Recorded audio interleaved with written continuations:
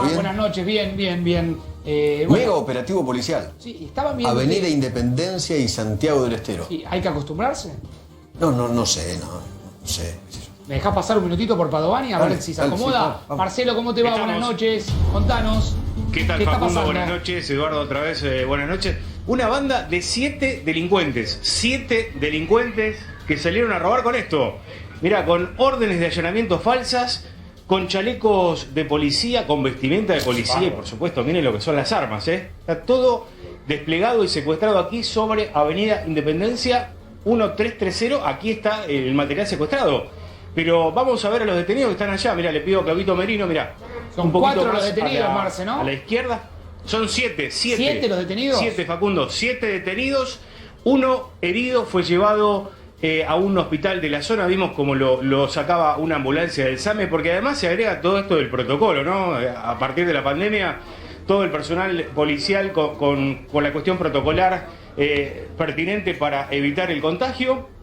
Pero lo cierto es que está todavía aquí el operativo. Hay 2 detenidos. Mira, quisieron ingresar a robar aquí, a esta casa. ¿Qué me dice la fuente policial? Muy importante la fuente policial, ¿eh? Sí. Me dice que vinieron a buscar algo específico. Algo específico a este lugar. Todavía no se sabe qué. Pero ustedes empiecen a atar cabos, ¿eh? 7 delincuentes disfrazados de policía. Con órdenes de allanamiento falsas. Qué bárbaro. Habría trascendido una pelea de bandas. Pero bueno, todavía es muy prematuro. Todavía está el operativo. Mirá, aquí están los patrulleros sobre la Avenida Independencia. La gente que está expectante mirando qué es lo que pasa aquí. Porque claro, es muy llamativo todo el despliegue, que es impresionante, ¿eh? Impresionante el despliegue. Esto se desata a partir del llamado de un vecino al 911. Y entonces todo este operativo que están viendo ustedes en la pantalla de 24. Me dicen, Facundo, Edu, que uno de los delincuentes quiso escapar por los techos. Igual lo detuvieron. Quisieron ingresar aquí, a robar aquí. De hecho, bueno, robar no se sabe, no está claro todavía. Vinieron a buscar algo específico. Lo cierto es que encontraron gente atada con precintos. Ya tenían gente reducida con precintos en esta vivienda, que aparentemente está tomada. Es un dato a confirmar también, pero es la información, Eduardo, Facundo, que me dan las fuentes policiales. ¿Cuántos detenidos, Padovani? 7 detenidos. 7 detenidos. Ok, para los 7 familiares, detenidos, uno para los familiares de los detenidos. Terminó en el hospital. Ah, ok, el único. Un herido. Porque Un creo que en herido. algún momento se intentó Hay tirotear. 6 sin rasguños, ¿no? Digo, para avisar a los familiares y a los organismos de derechos humanos que están ilesos, sin ningún rasguño. ¿Están tranquilos y se van a su casa? No.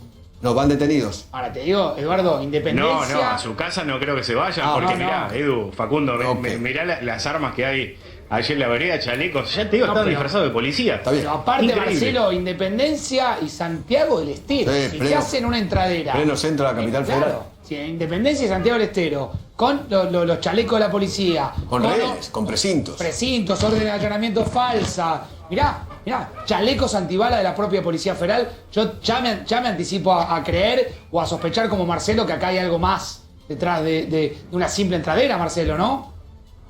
No, sospecha bien, porque además, te sigo aportando datos. Las balas, a ver, vos me vas a ayudar, Facundo, con esto.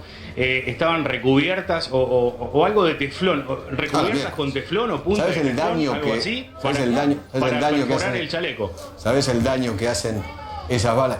Ahí vemos que uno se va con alguna nana, ¿no? Un delincuente. Camilla. Sí, eso, claro, eso ocurrió hace instantes. Ok. Eso es Bueno. lo que tomamos aquí con Claudito Merino cuando llegamos. Bueno. Lo suben a la ambulancia en ese preciso momento, Edu. Pero Bueno. ¿está herido del marco tiroteo o cuando intentó escapar cayó? ¿Quién se sabe? No tengo confirmado, Facundo, que haya habido un tiroteo, no lo tengo confirmado eso. Ok. Sabemos que el delincuente estaba herido y lo llevaron en la camilla. Pero en algún minutito más vamos a ver si la Dale. fuente policial me indica si hubo tiroteo. Quédate, Marce, porque Dale, la verdad que Juan. las imágenes son impactantes mientras nos vamos acomodando. Edu, te libero. 7 menos. No joden más por un ratito. Eso te iba a decir. Por un ratito Eso no joden más. iba a Hasta que decir. encuentren un fiscal amigo o algún juez zafaronista, seguramente, y volverán a hacer lo mismo. También te puedo hacer alguna apuesta si querés. ¿Cuál? Que alguno tiene antecedentes penales. Ah, bueno. Que alguno es reincidente. Eso sí. Digo, y bueno. es muy sorprendente ver los elementos de la propia policía en manos de los delincuentes. Claro. Chalecos antibalas, los precintos, las esposas. Ahí Claudio mostrá, ahí está. Claudio lo está mostrando. ¿Cómo te defendés de una banda que a priori vos creés que son policías? Que te están cuidando. Sí. Digo, esto es lo más llamativo, me parece, Marce, ¿no? Sí. Más datos. No hubo tiroteo. El delincuente herido fue herido por alguna de las víctimas que quiso asaltar. Gracias, Es querido. la información que nos dan. Abrazo grande. Abrazo. Mira, Chao, me querido. dicen acá que ingresa un llamado al 911. En principio marca un vecino a 4 delincuentes armados en el interior de una vivienda. Sí, hay una moto involucrada. De hecho, rápidamente se desplaza a la comisaría 1C, que informa que había autores robando dentro de una casa, motivo por el cual desde este comando se le envía el correspondiente apoyo, procediendo en el acto a rodear la manzana. Se logra detener a uno de los delincuentes en la puerta de la casa, mientras que los otros 3 ingresan nuevamente. Quiere decir que al momento en que ven a la policía se meten para adentro de la casa que estaban robando, ya estaban escapándose. Ante ello y en virtud de la gran cantidad de personal policial en el lugar desplazado por este comando, proceden a ingresar con las precauciones, indicando poseer otro detenido, mientras que los otros 2 fugan por los techos. Claro, la policía no sabía si eran policías o delincuentes. Claro, tal cual. ¿Cómo te defendés? Sí, esto sucede con un móvil que modula desde la esquina de Estados Unidos y Santiago del Estero, que se encuentra un tercer detenido y otro que se arroja desde una terraza, también detenido, y ahí se solicita la presencia del SAME por el damnificado y para el detenido que se arrojó arriba, al lugar la ambulancia. Las balas de punta azul, me está diciendo en este momento una fuente policial, son peores que las balas normales. Son tremendas. Sí, les pintan el plomo de azul, son balas de segunda, aparentemente. Mirá vos. Bueno, muy bien, buenos chicos, ¿no? Muy daninas, muy daninas. Chau, querido. Gracias, Bye. Me quedo con esta imagen, Edu, hasta mañana. Me quedo con Marcelo Padovani un minutito allí en este mega operativo. Reiteramos, cuando uno ve la imagen de arriba, ve esto que planteaba el parte policial, una manzana completamente rodeada. Repetimos, una entradera en Independencia y Santiago del Estero que termina como un mega operativo Marcelo policial, ¿no? Sí, este operativo, a ver, te diría 1, 2, 3, 4, 5 patrulleros. Bueno, aquí 5 patrulleros sobre Independencia, pero como decís, el operativo, Facundo, es en toda la manzana. Hay impresionante cantidad de efectivos policiales. Te digo que son de la comisaría 1, me parece. Sí. ¿De la comisaría? Sí, comisaría 1C. 1C, ahí 1C, está, son las 1C, nuevas, las nuevas ahí está. denominaciones. A ver, Marce, si Claudio, nuestro cámara, se puede acercar nuevamente Sí. a los elementos secuestrados, porque Sí, la verdad que vamos, impacta ver entre los delincuentes todos los elementos que debieran pertenecer a la policía. Digo, son estas contradicciones que a veces se presentan en la calle, ¿sí? Porque si, insisto con esto, si te aparecen 5 delincuentes, 6 delincuentes, 7 delincuentes, pero vestidos de policía, con chaleco antibala, con los chalecos, mira, ahí los tenés. Mira, ahí tenés. están las balas, Facundo, ¿eh? A ver las balas azul que decía la fuente.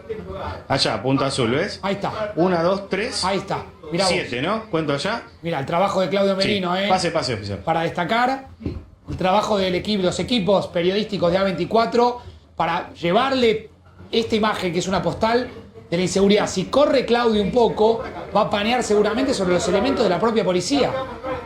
Hay cuchillos. Mirá esto. Ahí se ve los chalecos antibalas de la Policía Federal, Marcelo. Sí. Chalecos antibalas de la Policía Federal, de la Policía de la Ciudad también. Aquí hay atuendos. Todo dispuesto y preparado como para que quienes venían a ser asaltados no se dieran cuenta de que no eran policías. Pero bueno, evidentemente el llamado 911 desplegó todo este operativo y logró descubrir a esta banda de delincuentes. No sé qué información tenés, Facundo, pero me confirman que son 7, ¿eh? Sí, son los 7. delincuentes. Son 7, que el primer llamado lo realizan al 911, que algún vecino ve los movimientos. Quédate ahí un minutito con el handy. Atención con ese Dale, dato. cómo no. Mirá ese handy y ese gorro de la policía. Claro, si los propios delincuentes escuchan antes que la propia policía las modulaciones de la propia policía, digo, es muy desfavorable la pelea, Marcelo. gorrita de la policía. A ver, mira, cuénteme, señora, ¿cómo, A ver. ¿cómo dice? Yo soy vecina de acá y hace 2 años más o menos que vengo haciendo denuncias, no solamente, no quiero que me vea, estoy muy despeinada, perdón, haciendo denuncias porque nos entraron por mi balcón. Sí. Y casi se nos meten en la casa, pero como tenemos la seguridad, finalmente vino la policía y hace poco empezaron a tirarnos cascotazos, por ejemplo. Hicimos un montón de denuncias, no solamente Claro. yo, sino un montón de vecinos, y nadie nos presta atención. Es la primera vez que viene alguien, pero esto no es de ahora. Mire, Hace lo que mucho que tenemos miedo. y lo que ocurrió ahora, vio lo que pasó, ¿no? 7 Es delincuentes. terrible, pero usted imagínese nosotros Sí. acá cómo estamos viviendo, es imposible. Gracias, señora, muy A amable. ver, Aquí Marce, estaba el testimonio de una de las vecinas. quiero volver un minutito sobre esa imagen que estamos viendo, porque digamos, me están contando en estos momentos que no es la primera vez que en los últimos allanamientos aparecen balas azules, que son balas de menor calidad, que son mucho más dañinas, así que son muy particulares, que obviamente esto hace que la policía empiece a tratar de conectar esta banda con otros hechos de la propia capital federal. Fíjense el poder de fuego que tienen las bandas delincuentes. Le conté, si no me equivoco, Marce, corregime, 4 armas largas, ¿no? Es decir, bueno, hay armas cortas también, hay revólveres, hay pistolas y hay cuchillos. Sí. Años más o menos que vengo haciendo denuncias, no solamente, no quiero que me vea, estoy muy despeinada, perdón, haciendo denuncias porque nos entraron por mi balcón. Sí. Y casi se nos meten en la casa, pero como tenemos la seguridad, finalmente vino la policía y hace poco empezaron a tirarnos cascotazos, por ejemplo. Hicimos un montón de denuncias, no solamente Claro. yo, sino un montón de vecinos, y nadie nos presta atención. Es la primera vez que viene alguien, pero esto no es de ahora. Mire, Hace lo que mucho que tenemos miedo. y lo que ocurrió ahora, vio lo que pasó, ¿no? 7 delincuentes. Es terrible, pero usted imagínese nosotros Sí. acá cómo estamos viviendo, es imposible. Gracias, señora, muy A amable. ver, Aquí Marce, estaba el testimonio de quiero una de las volver, vecinas. quiero volver un minutito sobre esa imagen que estamos viendo, porque digamos, me están contando en estos momentos que no es la primera vez que en los últimos allanamientos aparecen balas azules, que son balas de menor calidad, que son mucho más dañinas, así que son muy particulares, que obviamente esto hace que la policía empiece a tratar de conectar esta banda con otros hechos de la propia capital federal. Fíjense el poder de fuego que tienen las bandas delincuentes. Le conté, si no me equivoco, Marce, corregime, 4 armas largas, ¿no? Es decir, bueno, hay armas cortas también, hay revólveres, hay pistolas y hay cuchillos. Sí, hay de todo, hay de todo. Acá lo que quieras lo encontrás, hasta comunicaciones, como señalabas, con el handy y muy bien preparado. Y bueno, y las comunicaciones, ¿no? 1, 2, 3, 4, 5 celulares. El cuchillo es impresionante también, ¿eh? Mirá, allá hay otro, el del mango verde. Sí. Uno con mango blanco, otro que es color, de acá lo veo verdecito, no sé cómo saldrá en la pantalla. Sí, sí, verdecito. se ve. Y uno, sí, ahí está. Y las balas, a ver, te cuento las municiones, ¿no? 7 de punta azul, después tenés 6, acá tenés 4 y 3, 7 más. Y estas que son todas doradas, Sí. son 6, Facundo, mirá. 6 balas ahí, y ahí está el cargador, ¿no? Sí, Al sí. lado de las balas doradas. Sí, y vos El cargador. fíjate, Sí, Marce, que, impresionante. bueno, obviamente aparece el handy como un dato a tener en cuenta. ¿Hay credenciales de policía? ¿O yo estoy loco ahí? ¿Se ven credenciales de Mirá, policía? lo que ¿Hay al lado del gorro? Lo que veo es una billetera. A ver, al lado del gorro. Ahí hay Sí, la sí, credencial. claro, mirá. ¿Ves? Mirá, ahí está, mirá. Ministerio de Seguridad dice una de las credenciales. Y otra dice Policía Federal Argentina, PFA. Con algún Y nombre lo que incluso, sí ¿no? también había visto. Sí, claro, tiene que verse algún nombre y una foto. Y una foto, por supuesto. claro. No, pero re trucha la credencial, Sí, ¿eh? sí, truchísima, pero Re bueno. trucha la del Ministerio de Seguridad. Mariano. Bueno, no, pero Mariano probablemente el nombre no Sí, sea sí, verdadero, así que no lo vamos a decir. No sea verdadero, pero hay una... No lo vamos a decir. A ver, hay Claro. una identidad, hay una credencial. Operativo que está realizando la policía de la ciudad, operativo espontáneo, ¿no? Porque, digamos, a partir del llamado al 911, seguimos recorriendo, mirá, vamos un poquito sobre la avenida Independencia, Dale. que tiene ocupados a ver, 3 carriles prácticamente con este operativo. Hay una ambulancia del SAME también, allí sobre la calle Santiago del Estero, Facundo. Bueno, sí, te diría que hay unos, a ver, a simple vista, te diría que hay unos 30 policías acá, ahora en este momento, y allí están los detenidos, mirá. Esta imagen que quizás todavía no la mostramos, Dale, son los detenidos que están allí. Ahí hay 3 detenidos. 3 detenidos, uno con cubierta la cabeza con una remera roja, y después están los otros 2 con barbijo. Los 2 detenidos con barbijo, Uno Claro, no lo tiene puesto, el otro sí.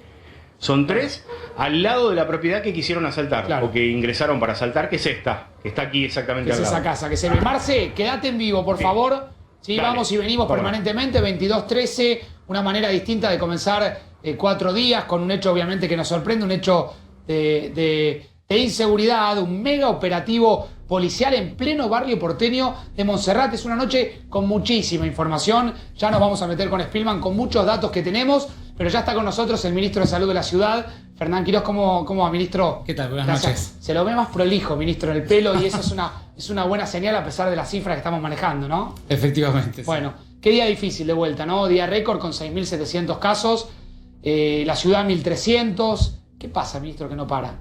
Bueno, en realidad hay que ver muy bien esta enfermedad, hay que entenderla por ciudades, ¿no?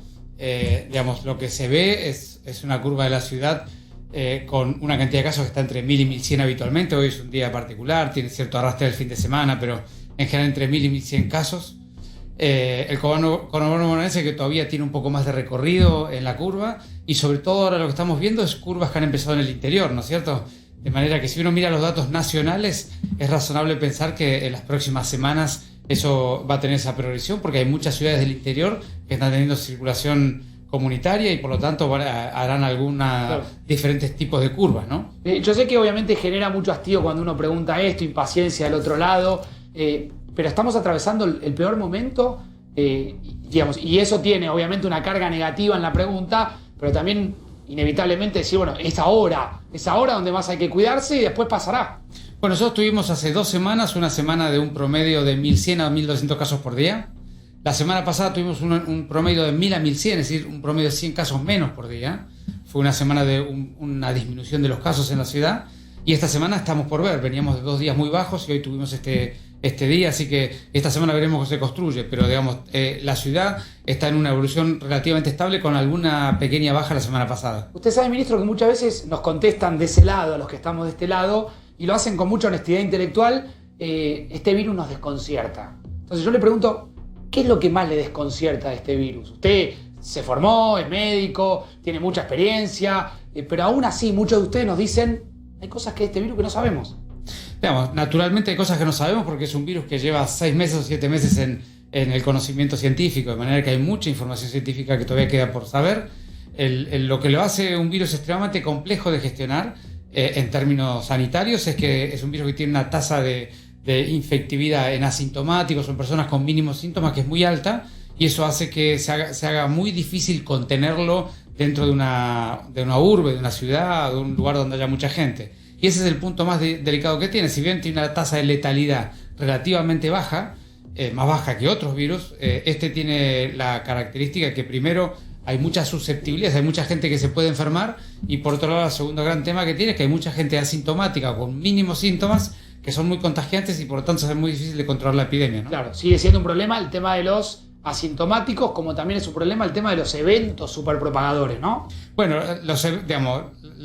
se sabe que el 10% de los enfermos contagian al 80% de los contagios. Así que es una distribución bien asimétrica.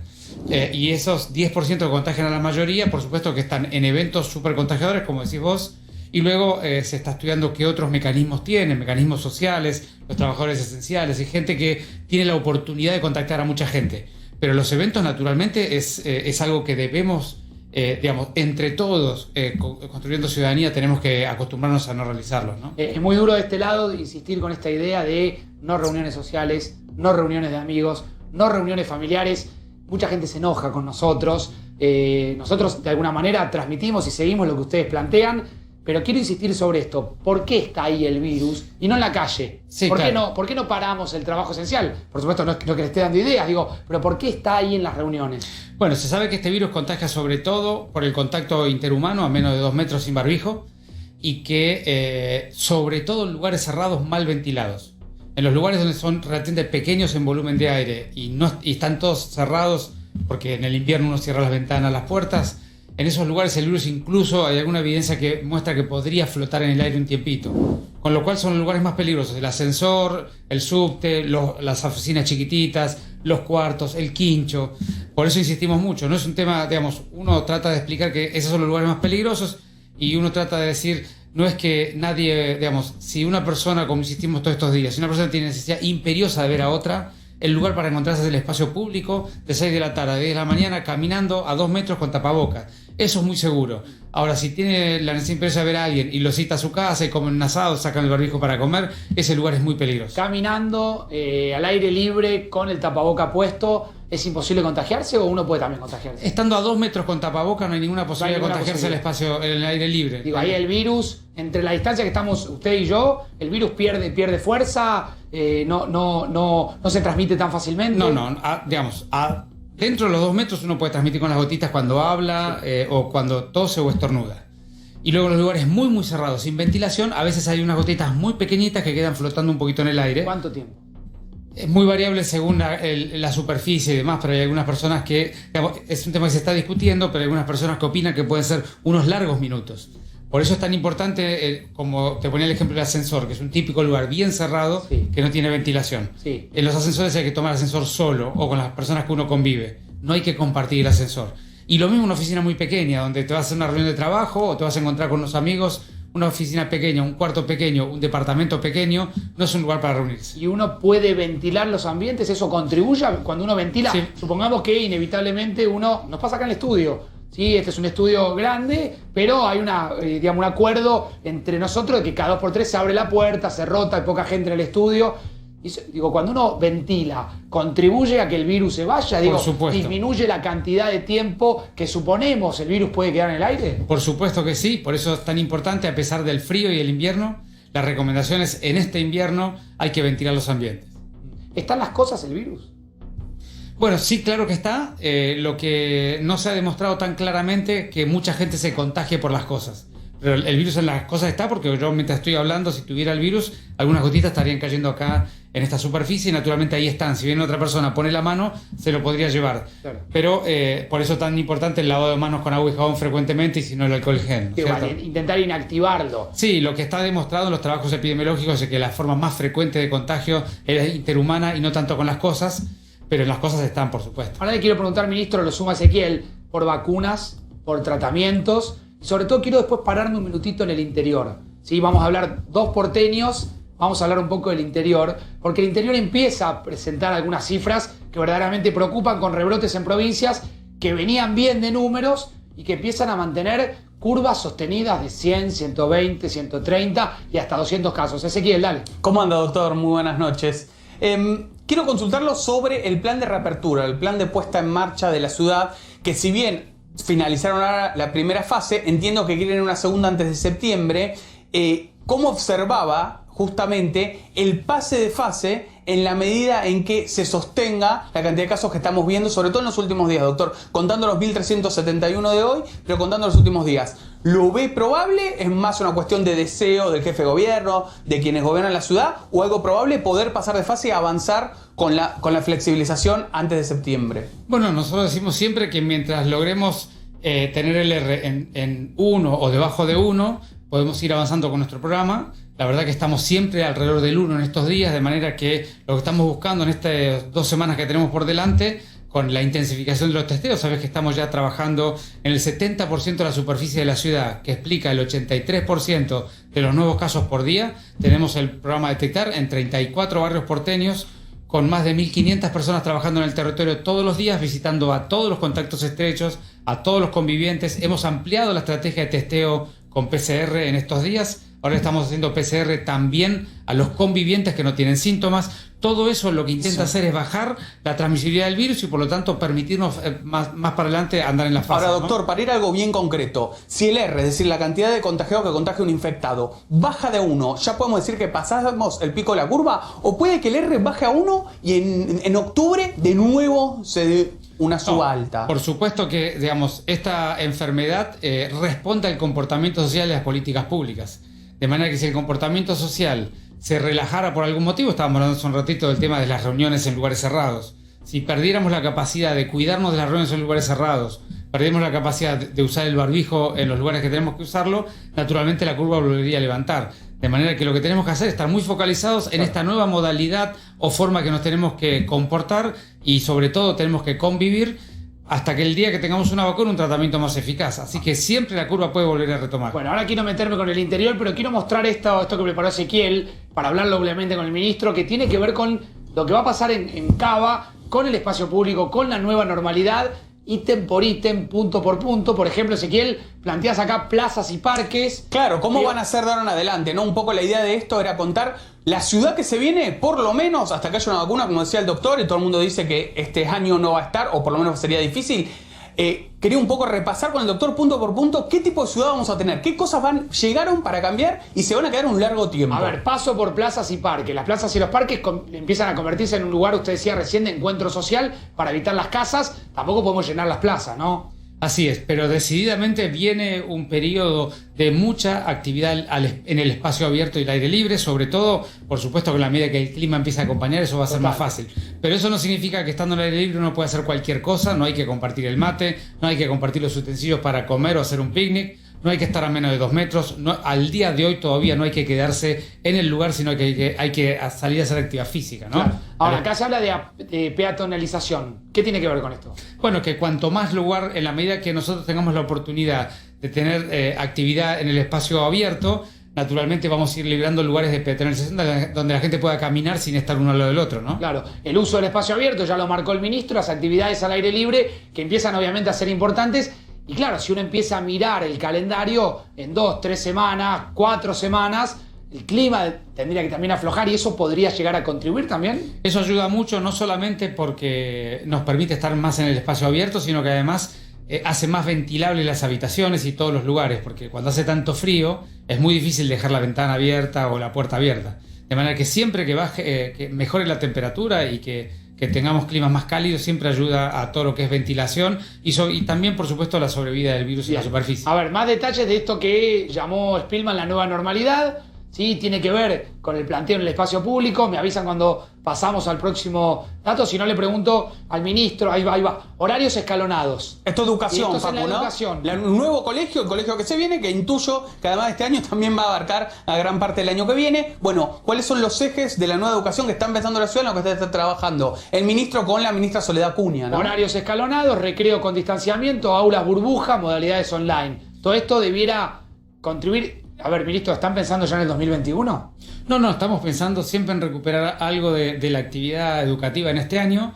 Por supuesto que es imposible ahora decir cuándo, claro. Pero estamos trabajando intensamente en ver otras experiencias en el mundo, de evaluar las posibilidades de qué cosas podemos hacer aquí, sobre todo porque todos sabemos que es tan importante para los niños no solamente el aprendizaje presencial, sino además también la vincularidad social y con sus amigos. Digo, ¿no? pero ya, pensar en un recreo o en el recreo como era antes, por lo menos hasta que no haya una vacuna, es muy difícil. Seguramente todas las modalidades, en todas las dimensiones, van a tener adaptaciones lógicas hasta que tengamos una solución más de fondo. Bien, a ver, ¿qué más? Pasamos a la próxima. La nueva normalidad, responde el ministro de Salud. Esto tiene que ver con el Facu. transporte. Ya pasamos por el espacio público, pasamos por la educación y nos metemos en un tema que siempre ha preocupado a las autoridades, que es el transporte público. A ver, Ezequiel.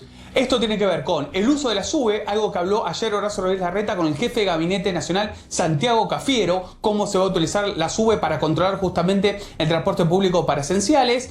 El uso de vehículos particulares y en particular el ecobici. Hoy había una reunión, de hecho, entre legisladores porteños de Vamos Juntos con Juan José Méndez, que es el secretario de Transporte. Y a propósito le quería preguntar al ministro, ¿no?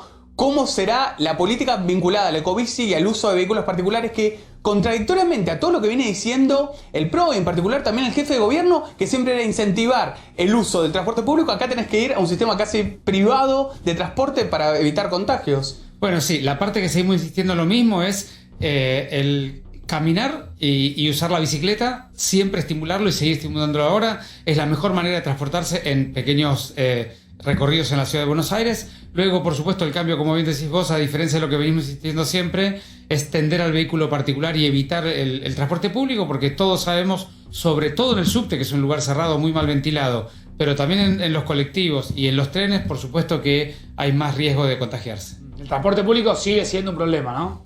Sobre todo el subte es el transporte público con más problemas, colectivos y trenes también, pero tienen un poquito más de ventilación, con lo cual son un poquito más seguros. Bien, y hablando de la nueva normalidad, nos metemos en otro aspecto que es lo económico, ¿sí? Que tiene que ver con impulsar el teletrabajo, el mercado online y los comercios readaptados. Este último punto, ¿qué es comercios readaptados?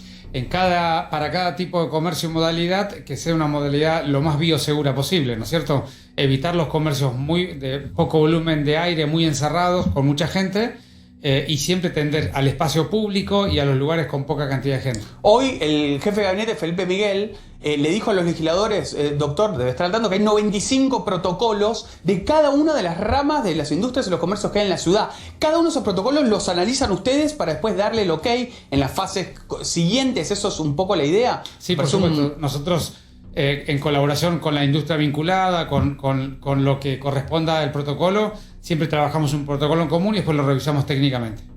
Ministro, hablábamos recién de la preocupación que empieza a generar cierto rebrote en algunas provincias. Yo quiero poner en pantalla las imágenes, sobre todo los datos, porque empiezan a haber provincias que preocupan por la cantidad de casos. Me quiero parar en la cantidad de casos nuevos y la cantidad de casos acumulados.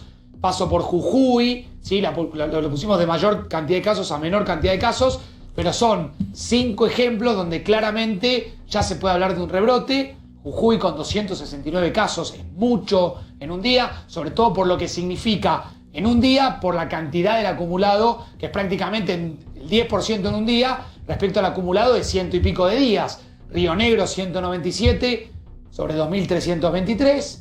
Córdoba, que viene repitiendo prácticamente, Córdoba lleva una semana por arriba de los 100 casos. 147 sobre 2.174. Aparecen casos en Mendoza, que tendía a bajar, ahora tiende a subir. Sí. Y aparecen casos en Santa Fe, que también tendía a bajar y ahora tiende a subir. ¿Esto también preocupa?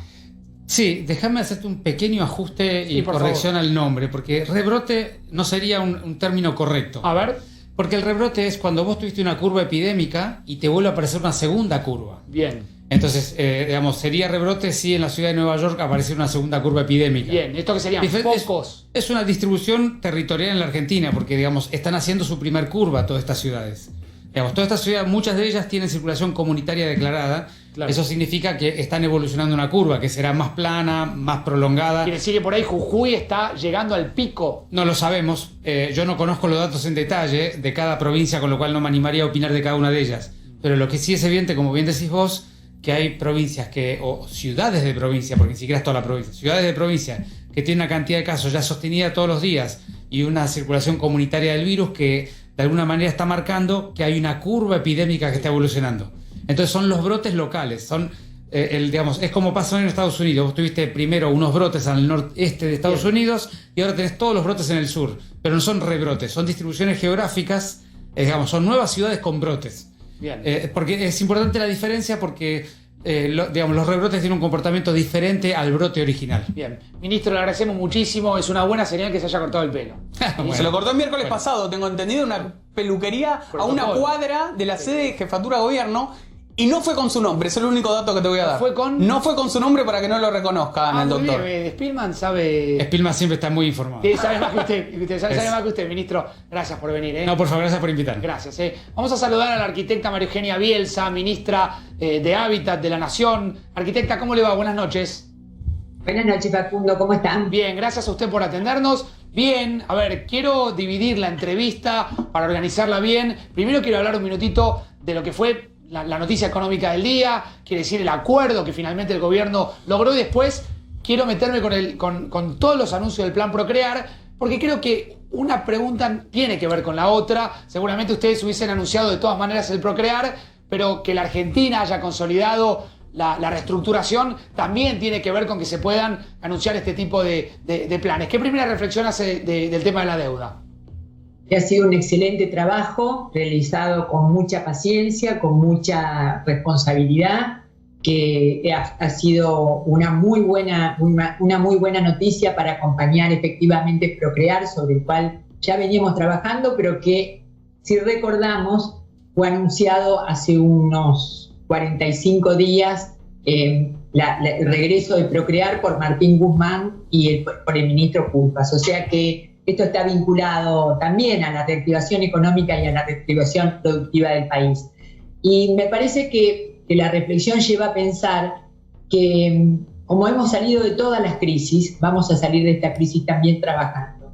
Y que la industria de la construcción, no cabe ninguna duda, es una industria, debe ser una de las industrias que más rápidamente multiplica la inversión que se hace. El 90%, el 95% de los insumos son nacionales, califica mano de obra, toma mano de obra calificada y no calificada, tiene una rápida bajada federal, llegada federal, y esto se demostró hoy en la presentación, ¿no? Donde pudimos entregar entre comillas, ¿no? Virtualmente viviendas en distintos lugares del país y con muy distintas características.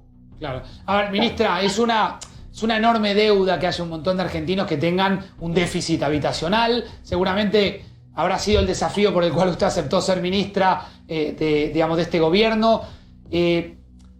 ¿Cómo se empieza? ¿Por dónde se empieza? Obviamente vuelve el plan Procrear, pero se sabe que va a ser inicialmente para refacciones y mejoras, o también se puede empezar a pensar que hay argentinos que van a tener sus propias casas. No, el plan Procrear vuelve con las mejores prácticas que tuvo de 2012 a 2015, es decir, un plan que mantiene aquellas líneas de ampliación, de vivienda nueva en lote propio, lote con servicios, desarrollos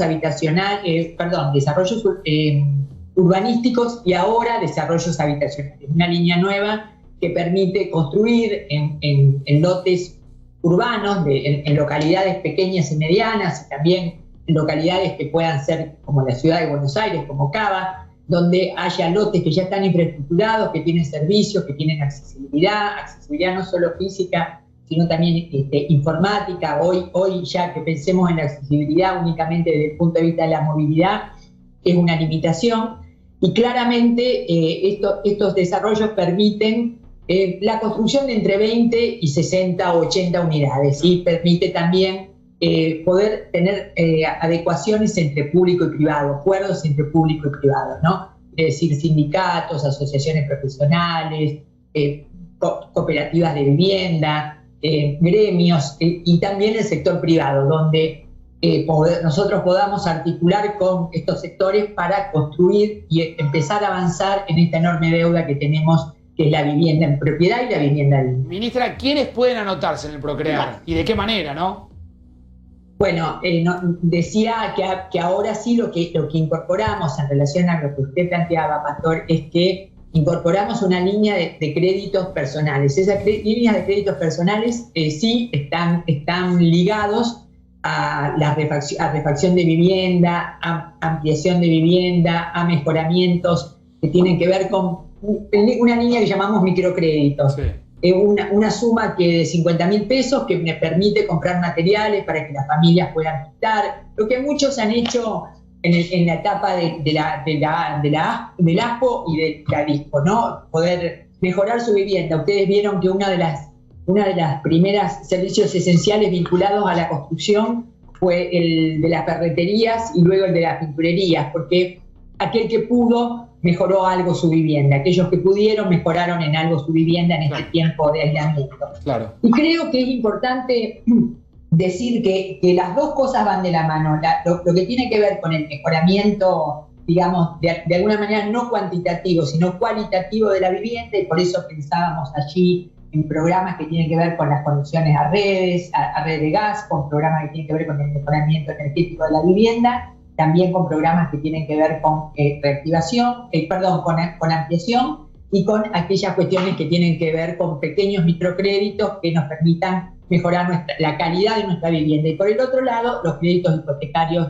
tradicionales, pero ahora reforzados además porque el viernes vamos a anunciar un plan de suelo que complementa no solo Procrear, sino también las políticas que lleva adelante el Ministerio. Ministra, quiero cerrar la nota volviendo a preguntarle por el tema de la deuda. Todo esto que usted me acaba de decir, mucha gente se pregunta cómo el Estado lo va a financiar.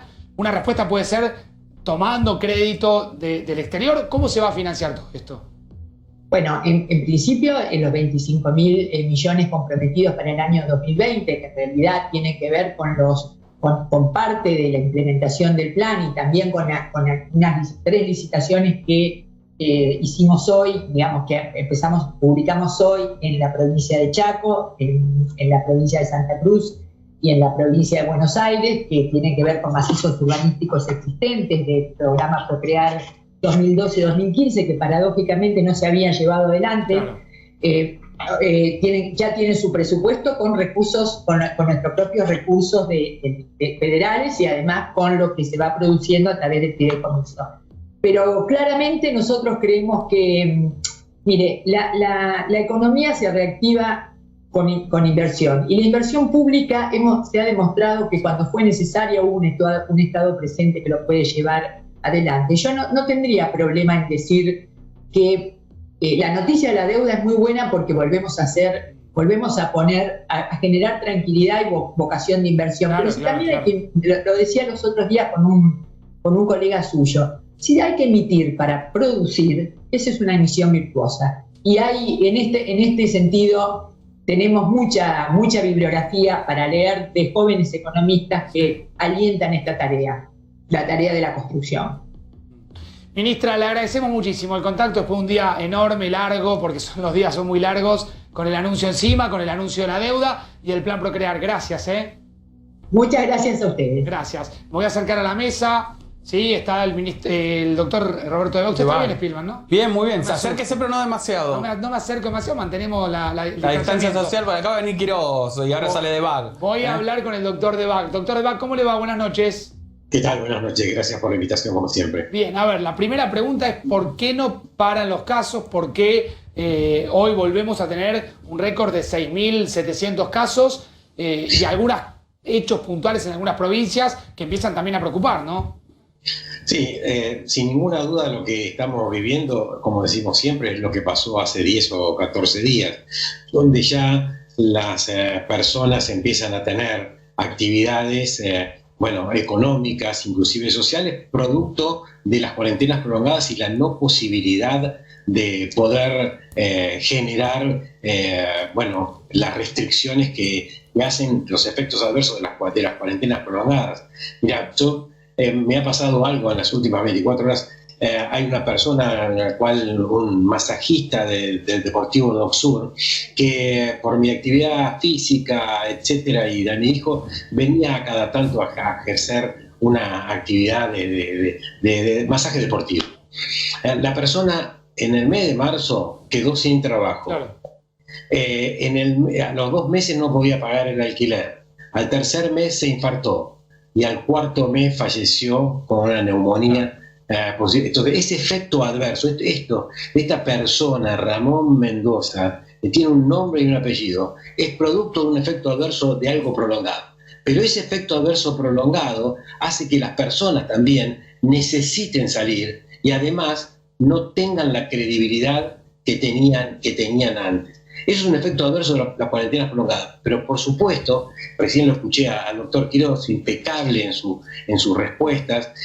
Si uno es ordenado y uno le da información a las personas, le dice cómo es hoy en día, no le restringe, pero sí le dice cuáles son las prácticas seguras, al aire libre, el distanciamiento, que realmente utilicen el tapabocas de 2 capas de tela. Eso va a producir que realmente las personas tengan seguridad, por más que no estén cumpliendo algunas restricciones que no van a cumplir porque posiblemente tienen estas 2 variables, necesitan y no creen hoy en día en las medidas después de los 5 meses que han ocurrido. Doctor, hay un concepto que me gustaría profundizarlo con usted, seguramente lo habrá escuchado, que se considera el concepto de burbujas sociales. Es un modelo de reuniones entre familias y amigos, gente obviamente de confianza, que se acerca obviamente en cuarentena, que es un modelo que se implementó en Canadá, se implementó en Nueva Zelanda. Con la curva de casos estabilizado podría llegar a implementarse esto en algunos lugares del país. ¿Me lo explica de qué trata esta idea de burbujas sociales? Es la nota de Julieta Rojo en Clarín que nos hace al doctor López y a mí acerca de cómo funcionan las burbujas sociales. Esto que yo te explicaba recién. Es decir, hoy por hoy hay que transmitirle a las personas cuáles son las estrategias seguras. Y una de las estrategias seguras es, por ejemplo, las burbujas sociales. Las burbujas sociales es, yo soy una familia de 4 integrantes. Sí. Y sé que la otra familia o familiares cercanos, porque tiene que ser en cercanía, no tienen que ser en otras ciudades, sino en cercanía, sé que cumplen las mismas condiciones que yo en seguridad. Bien. En seguridad, en riesgo. Y entonces tomamos acuerdos de que no vamos a producir fugas en nuestro relacionamiento.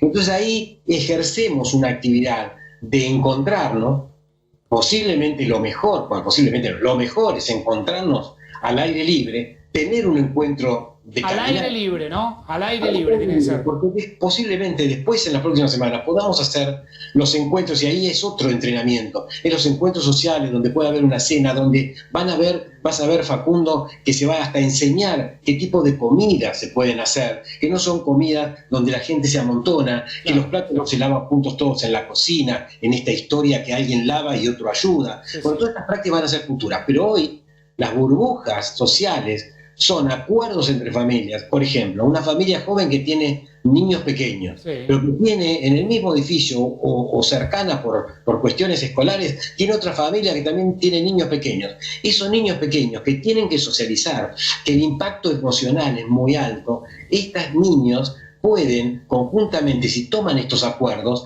ejercer una acción de encuentro. Entonces, esto es lo que ahí ve que no hay riesgos. Si se comparten los códigos de seguridad entre una familia y la otra, a ver, para que quede claro, no es algo para poner en práctica mañana, es algo que las autoridades tienen que poner en práctica y tienen que impulsar desde los gobiernos, ¿no? Lógicamente. Desde los gobiernos, y posiblemente estamos como los que decimos esto, siempre mirá, cuando hablamos del plasma hablamos 3 o 4 semanas antes, cuando hablamos de testeos 3 o 4 semanas antes, cuando hablábamos de la necesidad de saber que en algún momento se iba a estabilizar la ciudad de Buenos Aires, que estamos entre el 10 y el 20%. Todas son cosas que vamos diciendo algunos 2 o 3 semanas antes, porque convocamos también a la responsabilidad de esta comisión asesora, que hay muchos amigos que son muy prestigiosos, a que empiecen a estimular este pensamiento, porque la gente no se le puede poner un decreto nacional, un DNU, para que estén restringidos o castigarlos en eso, porque cuando ellos no pueden,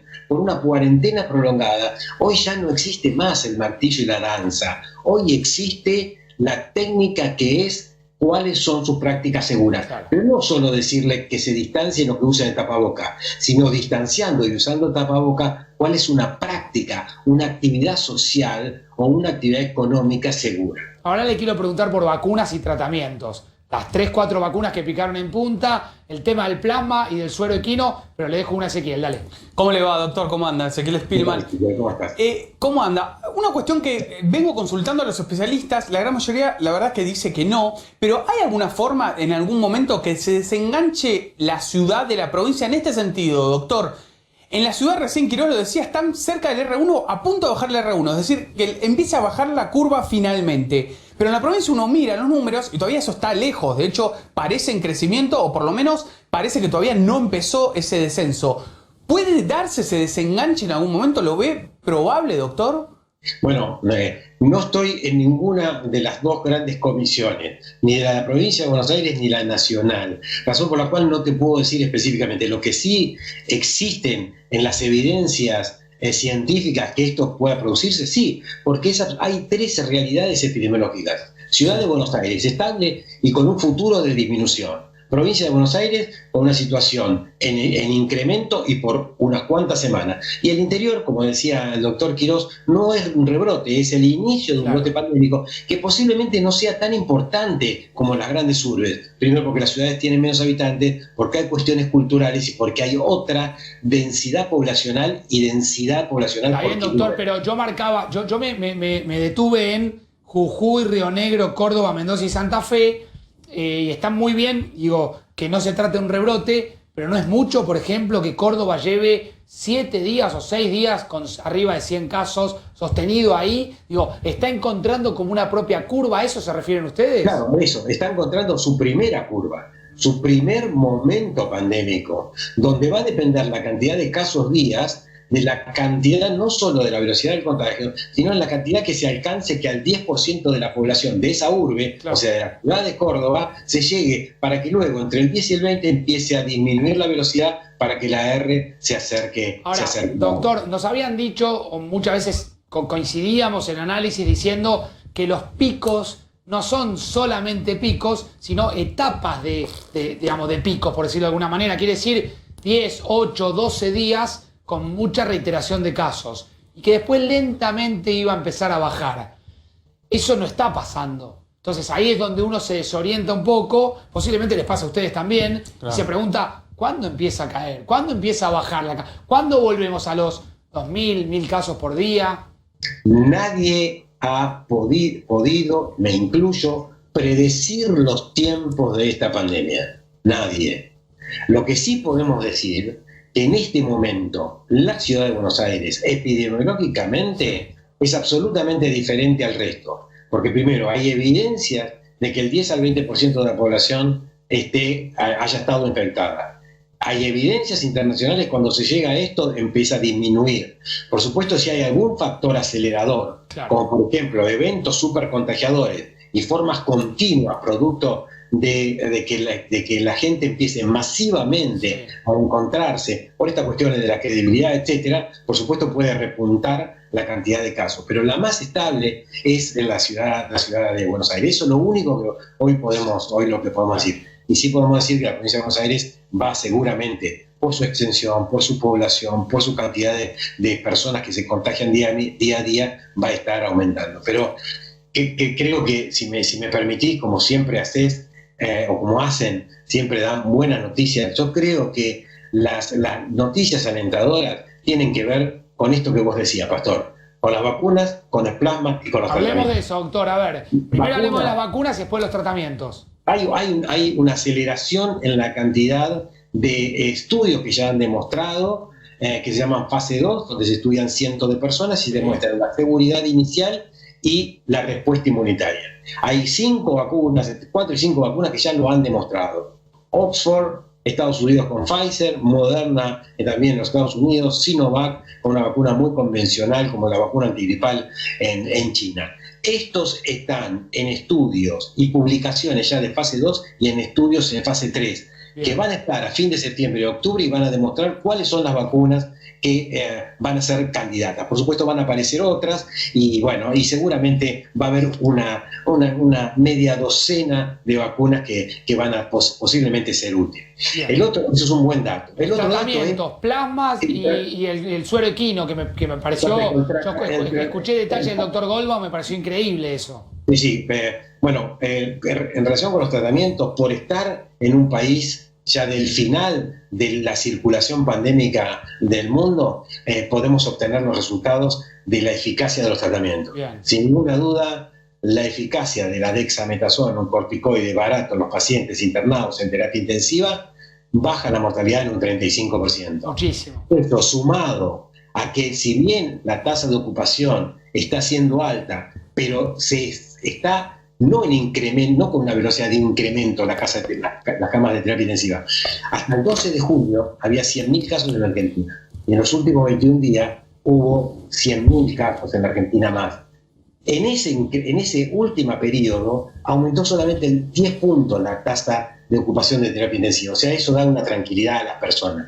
Tranquilidad de eso, tranquilidad de que existen terapias como el dexametasona. Y que hay ya datos, no solo los informales, que los pacientes que reciben y que nos dicen y que tratamos con plasma de convalecientes que se recuperan, sino que ya hay datos de metaanálisis, de estudios que analizan varios, que hay evidencia favorable al 7º día, 14 días, que los pacientes mejoran y disminución de la mortalidad a los 28 días. Y en los próximos días, en las próximas 2 semanas, va a haber publicaciones que van a mejorar aún las evidencias de esto. Lo que sí acá hay un déficit, que las personas no están teniendo gran cantidad de voluntarios a plasma, y eso es lo que tenemos que generar, que realmente donen, porque por cada persona que dona plasma, es muy importante. hay 3 personas que se benefician. Es muy importante, doctor. Y pienso, escuchándolo, ¿sí? Ya despidiéndolo y agradeciéndole, que usted, que conoce mucho de maratones, es una maratón esto, ¿no? Usted es maratonista,